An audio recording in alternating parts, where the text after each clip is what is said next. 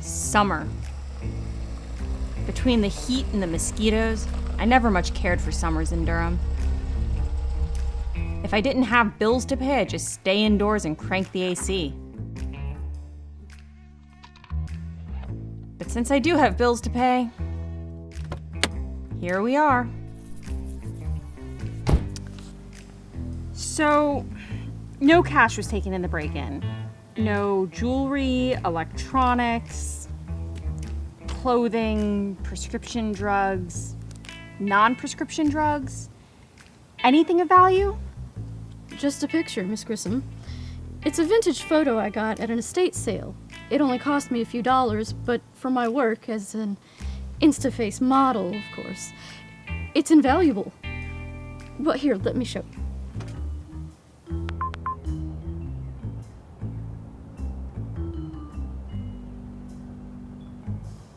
That one post has gotten more of a response than anything I've ever done.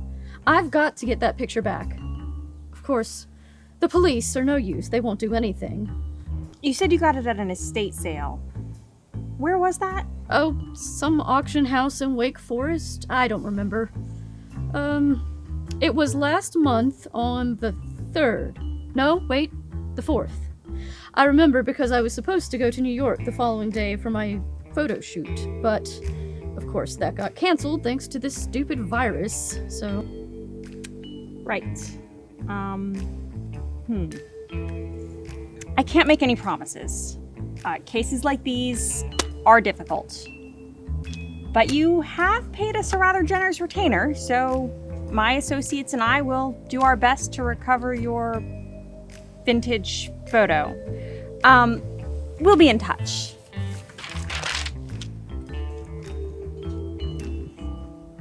I can't stand social media, or even being social for that matter.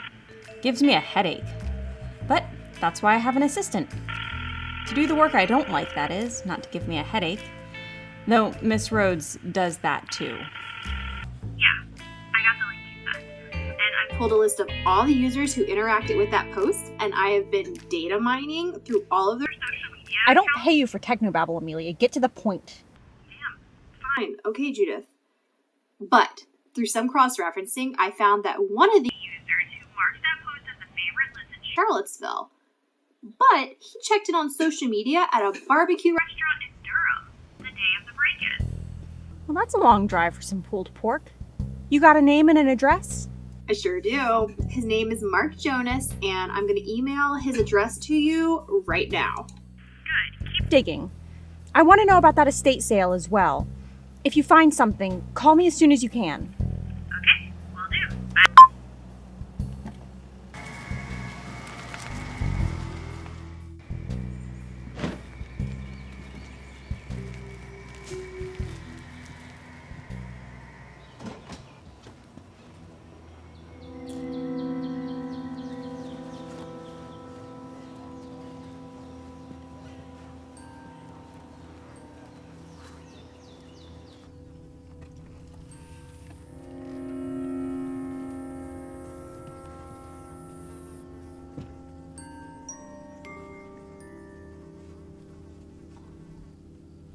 As soon as I smelled the body, I knew that this case had its hooks in me. My curiosity wouldn't let me walk away, no matter how much I knew I was going to regret it.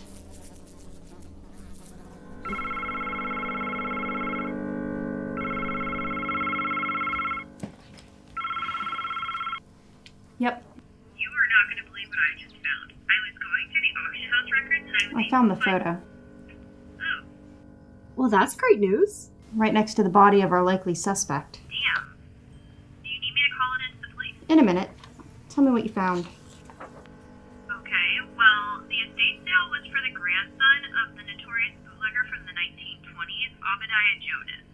He and his partner, Seamus Milligan, were both arrested in 1928, and they died in prison. But interestingly, most of the money that they made from their moonshine was never found. Let me guess. There's rumors that they hid it somewhere. That is correct. Supposedly, Abadiah's son knew where it was, but he never made the indication that he did.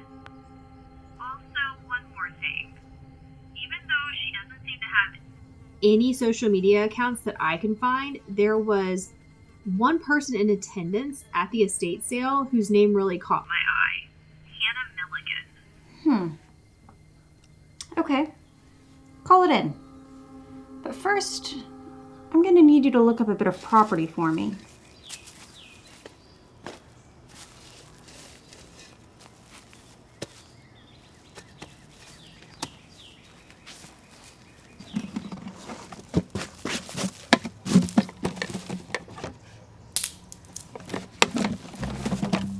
Who are you? This is private property and you need to leave.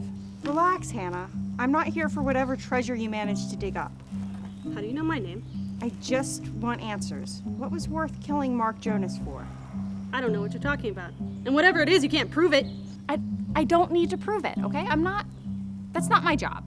I'm just curious. What had you digging all these holes in your family's old farm? My inheritance.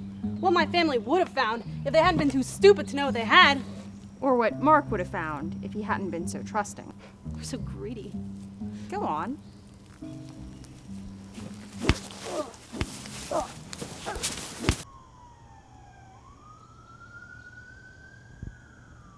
All that trouble. And in the end, the missing family fortune consisted of the deed to a parcel of land that now lies at the bottom of a lake, and cashier's checks from a bank that went under during the Great Depression. Well, at least there's one part of the fortune with some value.